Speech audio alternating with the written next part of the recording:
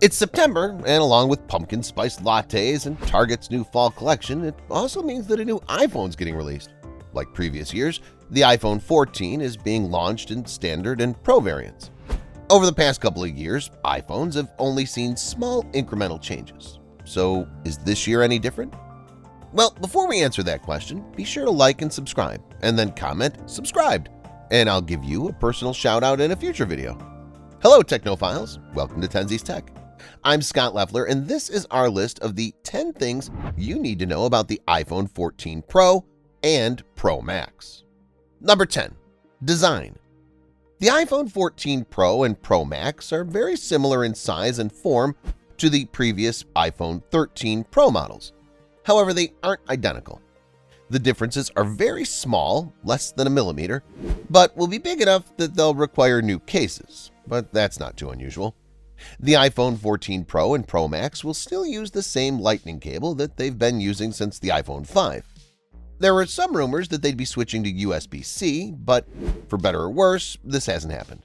This is a bit surprising considering the regulations in the EU mandating the USB-C charging connector by 2024, but Apple apparently wanted to scratch out one more year of Lightning cable sales.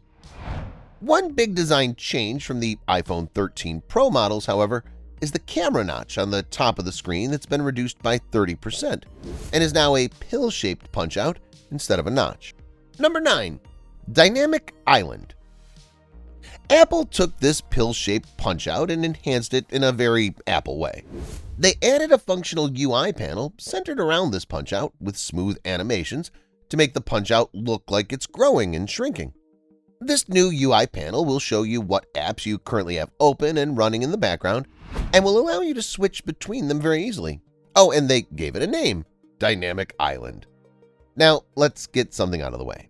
We at Tenzi's Tech aren't the biggest Apple fans. We don't hate Apple, we just generally think they're overhyped designer smartphones.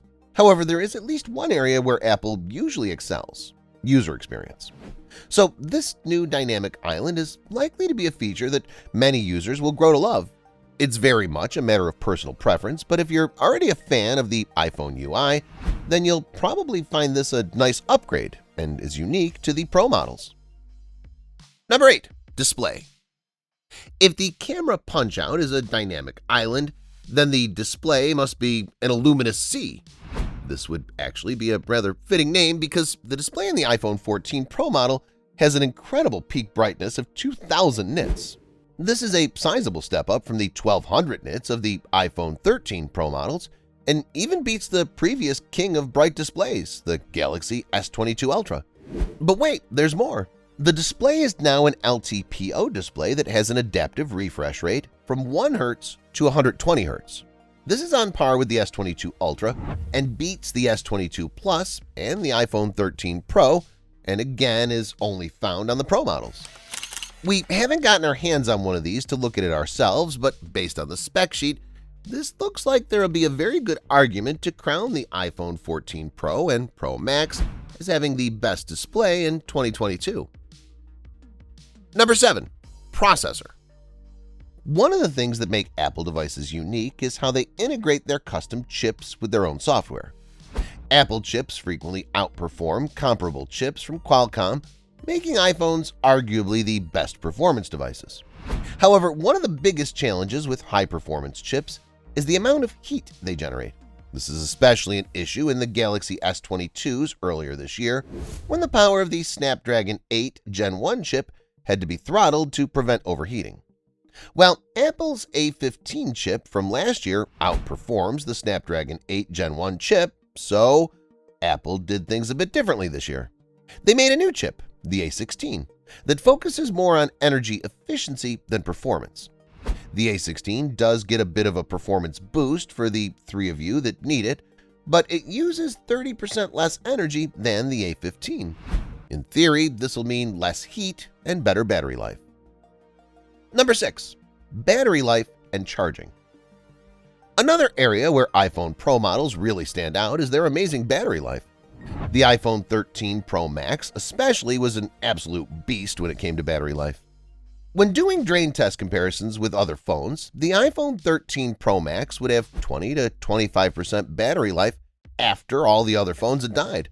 Well, the iPhone 14 Pro and Pro Max have nearly no change in battery size. However, the battery life should be better due to the increased efficiency in the A16 chip and LPTO display.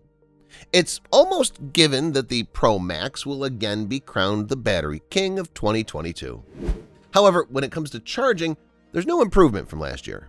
Apple doesn't publish a fast charge rating, but it's estimated at 27 watts, and MagSafe charging comes in at 15 watts. Apple fanboys will say this is a good thing because slower charge rates protect the battery, while their detractors will say that they're just coping with the inferior tech. We'll stay out of this one and just enjoy the friendly and healthy debate in the comment section below. Number 5. Connectivity. Connectivity is typically one of the least interesting parts of a phone since there's rarely something new and unexpected to show up. However, Apple has a new connectivity feature that's really unique. The iPhone 14 Pro and Pro Max are able to connect to a satellite to send emergency messages when cell service isn't available. This is a very niche feature that will be a must-have for some and next to useless for others. Also, how well this feature works is yet to be tested by consumers. However, many, including us here at Tenzies Tech, have criticized Apple for not innovating new features. However, this shows the creative spirit isn't completely dead in Cupertino, and we hope to see more innovations from Apple in the future. Number 4. Cameras. Every year, the iPhone ranks as having one of the best cameras on smartphones. This is somewhat surprising because Apple bucks the trend of high megapixel ratings and tons of cameras. In 2015, they started using a 12 megapixel sensor and have kept their cameras at 12 megapixels ever since, until now. The iPhone Pro models will come with a 48 megapixel main camera that's slightly wider than the iPhone 13 Pro models. It also has the same 12 megapixel ultra-wide and telephoto cameras, so the zoom range will remain the same as the 13 Pros.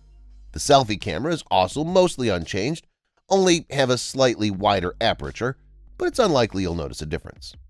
The cameras on the iPhone 14 Pro don't offer anything amazing or groundbreaking. This isn't a bad thing or a criticism. Apple doesn't like to take risks, and this upgrade is about as unrisky as you can get. But it also means you can rely on your iPhone 14 Pro to continue to offer great photos and videos when you need it to. Number 3. eSIM. Do you remember when Apple took away the headphone jack? Well, they're at it again and have taken away the SIM card. While the eSIM is nothing new to an iPhone, the iPhone 14 is the first one to have no physical SIM card. Apple claims that, like the headphone jack, this gives them more space. However, this change is only for US customers. Everyone else will get their iPhone 14 with a nano SIM and an eSIM, and Chinese customers will have no eSIM at all. For most people, the only time you ever think about your SIM card is when you switch from your old iPhone to your new iPhone. However, it's the exceptions to the rule that make a big difference. Physical SIM cards offer a lot of convenience in emergency situations where you can easily bring your phone and data plan to a new device, like that old iPhone 8 you have sitting in a drawer just in case. Physical SIM cards are also very convenient when traveling. When you arrive at an airport in another country, you can usually get a prepaid traveler's SIM card so you have data during your visit. There are still many countries that don't have carriers that support eSIMs, especially for short-term data plans. We can't think of any benefits to only having eSIMs, but if you can think of any, let us know in the comments below. Number 2. Price. For years, iPhones have gotten a bad rap for being overpriced. However, despite their prices, the number of iPhone users just keeps growing. The iPhone 14 starts at $1,000 with 128 gigabytes and goes up to $1,500 for the 1 terabyte model. If you want the bigger Pro Max, it'll cost you another $100 across each capacity level. This is the same pricing as the iPhone 13 Pros, so again, nothing surprising. This is $200 more than a Galaxy S22, and the Pro Max is very close in price to an S22 Ultra. So these are expensive phones, but there's nothing here that'd make us label them as overpriced. Number 1. Is it worth it?